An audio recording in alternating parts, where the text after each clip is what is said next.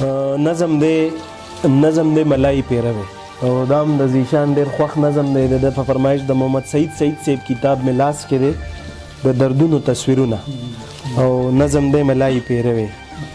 د اوړي سره غرمه چې ځمکې اسمان خوله ورکوله د اوړي سره غرمه چې ځمکې اسمان خوله ورکوله لارو کوڅو کې بنده څه چې ماشې هم نه ښکارېد د دیوالونو سورو هم کپری نه پټوله مرغو د ونو د شنو پاڼو د یخ سوري لاندې وازې وزرې سانیولې ژبې بار رایستې دې کې ناڅاپه د کوڅې په هغه بره سر کې یو کټوري بچي اواز پورته که یخ پیروي. د کوڅې ټوله خاموشي تتر بتر کړله. دغه اواز د یو ماشوم بچي سپېڅلی اواز عمر یې دغه قریبا 9-10 کاله به و خو په اواز کې پوخوالی د صدو ښکارېده. مخکی پای د نالۍ نه اړولې نه شوه. دواړه چاچای به یې د هنډل د پاسه کېښودلې. د وړو پایو اننګوټي به یې تک سره انار شو. څه په وسونو به یې ګاډی د نالۍ واړو. زر به تې خپله بېوسي او ستړیا هېره شوله. د ګاډي سر به یې په زوره ووهلو. د وړو شونډو په وښکوټي کې به یې زر زر ووی ملای یخ پیروي والی راشه یخ پیروي. خپو کې هیڅ نه و خو د نمره تښتېدل نه ورتله. بخښنه غواړم. د وړو شونډو په وښکوټي کې به یې زر زر ووی ملای یخ پیروي واخلی راشه یخ پیروي. خپو کې هیڅ نه و خو نمر وله تلي نه سېزل. په سر تورو خو د نمره تښتېدل نه ورتلل. په ګرړه ګرړه به یې په خوشي کوزه ګاډی ځغلو. سم په نوړی پسې کلهم انسانیت روانو. دې کې ناڅاپه د یو کور دروازه لرې شوله. یو بېهوده په تش پرتوګ کې بهر راووتلو. سترګې یې مږلې او د خولې نه یې بکواس جوړېده.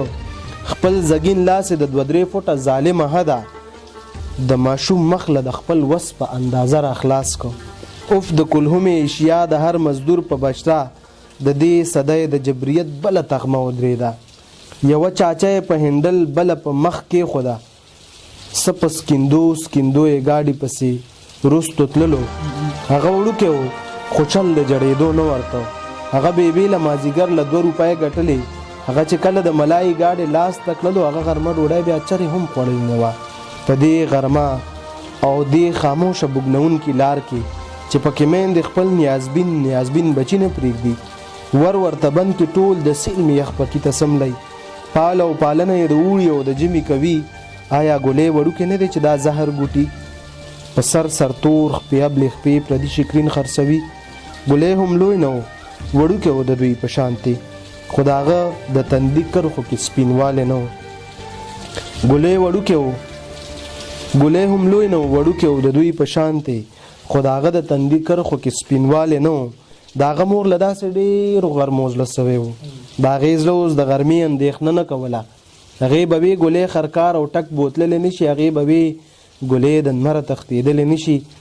ما د کوټې بره جالی کې دې هر څه ته کتل. د ګلي هر اواز مې زړه کې وار په وار ښخېده. غلی مې ور لرې کړ لارې ته راووتمه. هغه وړو پاپو له زور ورکړ. په بیرله هغه ویل جوړ بیا د چا نه خوب وتښتېد. ویې کاکا بس ته دا د لاړم بیا به نه راځمه. ما ویلې ودرېږه بچیه ماله ملای راکه. د هغه سترګو کې د ډېرې خوشحالۍ د وجې د رڼاګانو سمندر موجونه ووهلو. په اننګو کې د کوتو ګردابونه جوړ شو. د خپل ماشوم همت په هسکه شملی فخر وکړو. ما ویل بچې ملای یخلمه خو شرط په دا وي په دې اوږدو کوڅو کې داسې زلزلې راوله چې د پکو لاندې بچي د خوبه ولړزېږي.